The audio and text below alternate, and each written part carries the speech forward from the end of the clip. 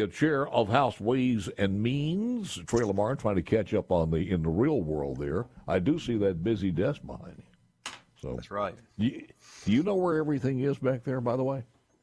I Is do, it all and that's all that matters, Do you Paul. know? Yeah, a good lawyer will tell you, don't judge my office. Just as long as I know where it's at, that's all that matters. That's it. And make sure nobody comes in and tries to clean up your desk, because that'll screw you up for a year. It's a cardinal sin. You can't do that. You know, it's almost like, and I read this name again, it's almost like an ingrown toenail that never goes away from the Clinton administration. All these people back in those days, I was thinking Valerie Jarrett, Eric Holder, all of these people that just seemed to, they came in during the Clinton administration, they went over to the Barack Obama administration, and we just can't get rid of them. And now Eric Holder rears his presence again in this 1020. What is this about? So, Paul, I just heard about that, just like y'all did as well. I think yesterday I was, made aware that he had either entered an appearance, or I haven't had a chance to go study and look at what he has Friends done. of the court, or what's he doing? I don't know yet. I don't know. He could have entered an appearance as an attorney of record, or he could have come in as pro hoc, an outside attorney. That happens sometime, or he may be some type of friends with the court entry. I'm not sure. Like I said, I haven't read it yet, or seen exactly what he's done. I was just made aware that he had entered his appearance. But, if we're talking politics this morning, I'll just say that that's pretty good proof that we have stirred up the national Democrats here in Mississippi, which is not necessarily a bad thing. True. Where do we stand now, Trey, on this one? Because we're moving on to the year. It's June the 1st now, and I think this is supposed to take effect when at the end of June, so the new fiscal year. Yep, July 1. So July 1, the first parts of the bill went into effect, and then there was a couple of the parts, the court system, and actually the boundary expansion did not go into effect until a little bit later on, until next year. But yes, the first parts of the bill were to take effect July 1. Does the lawsuit affect all of those, or just part of that? My understanding is that the lawsuit affects everything, and so basically has stayed the implementation of House Bill 1020. Now, the first lawsuit, let's be clear, the first lawsuit was a state court lawsuit, and I've got to give a lot of credit to the trial court, the chancellor in Hinds County, who expedited the matter. I believe his reasoning and his judgment was legally sound, as well as very studious and expeditious.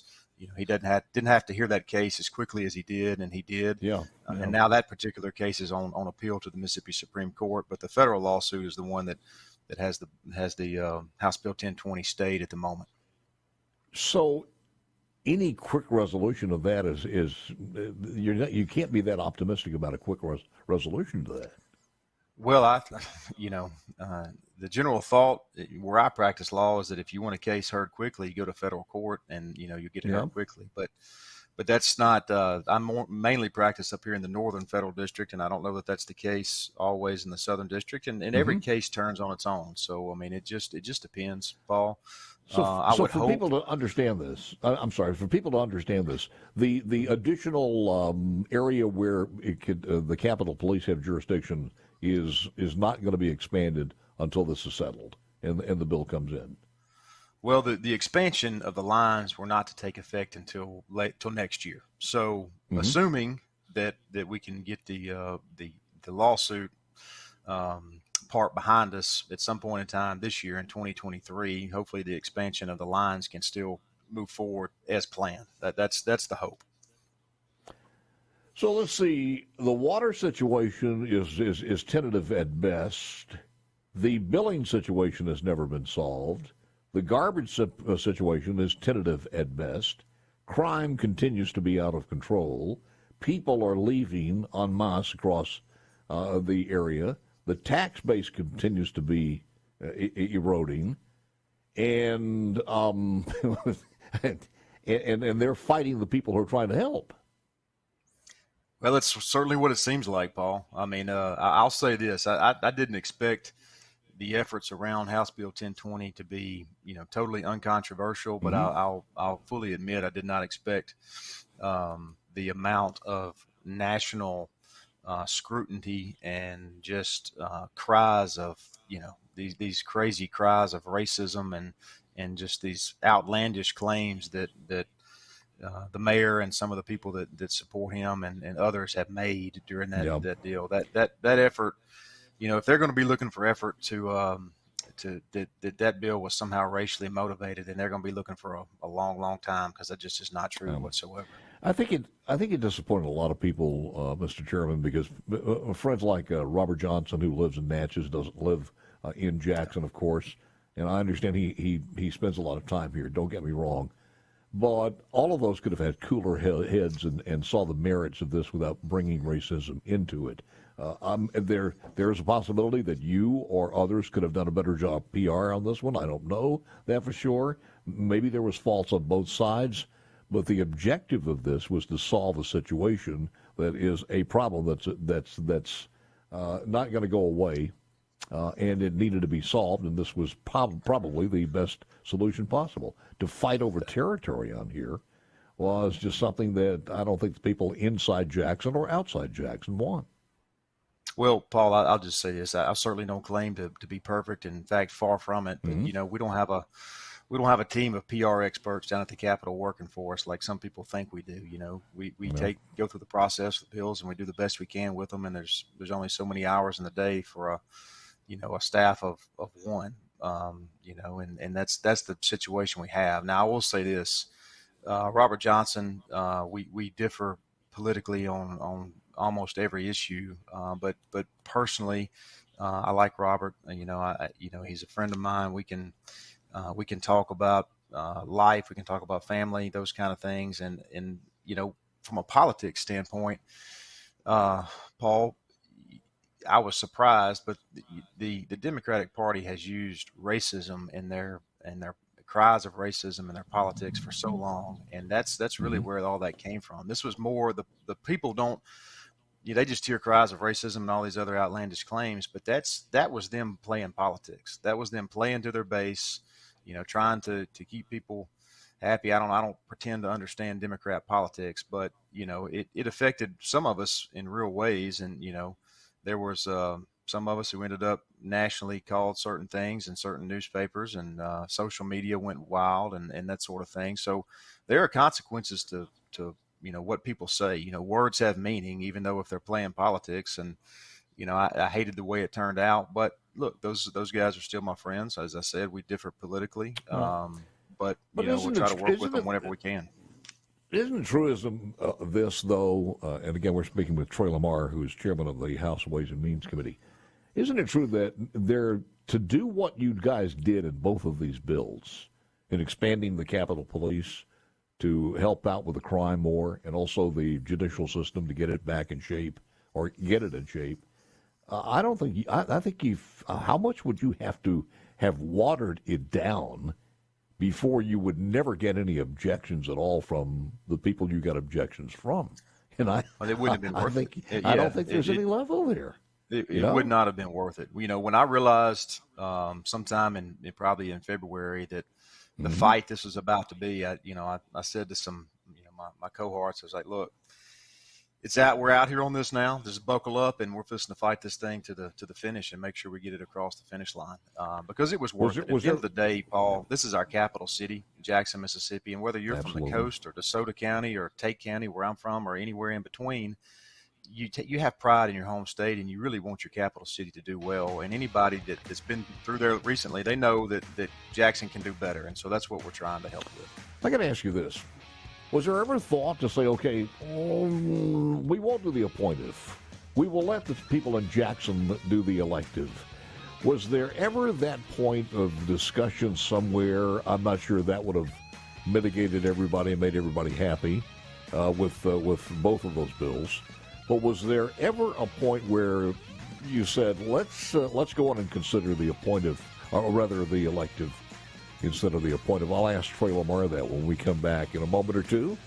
Are now 22nd in the country, 21st in 2022, and other states are rightfully taking notice. With us now, Mississippi Governor Tate Reeves. All right, Governor, explain to us first how this happened, And number two, why you guys decided this was so important to focus on. Well, thanks, Leland. The reason it's so important to focus on is because we believe that fundamentally, when it comes to education, that if a kid is struggling reading when they get out of the third grade and go into the fourth grade, the likelihood they're going to be able to do their science homework or their English homework or even their math when they're in the fifth and sixth and seventh grade is relatively low. Yeah, and there's more to that, too. We'll play it a little bit later on, but I wanted to interject that because we're getting all kind of plaudits from this, from the Harvard study and others and things such as that. And kudos to the Republicans in the House and Senate for being the initiative of this, because we had 140 years to change this with Democrat rule. And the reason I wanted to stick that in there with you, Mr. Chairman, is that it kind of has the same flavor. When that happened, the governor, Phil Bryant, the leadership in the House and Senate on the Republican side were being called racist. How dare you, because this is going to hold a lot of black kids back. And it was a charge of racism, and this is the results of that. Yeah. The results speak for themselves, Paul. That's all I'll say. I'm very proud to be a part of the efforts, to improve our education system in Mississippi, and the results speak for themselves. It's pretty much as simple as that. Yes, it does. I do want to ask you this, though. Was there ever a time you start thinking about, well, maybe if we'll just do this, going to the appointive or the elected judges instead of the appointed judges, would this solve the entire situation? Your thoughts? My thoughts are simple on that, Paul. There was nothing in that bill that was ever off the table. So we have discussed that all, completely. But that is one thing that really just, I'd say, caught me by surprise, because there's all different types of judges in Mississippi. And in this bill, at different times, we were talking about different judicial positions at different times throughout the process of how this bill, went through the legislative process.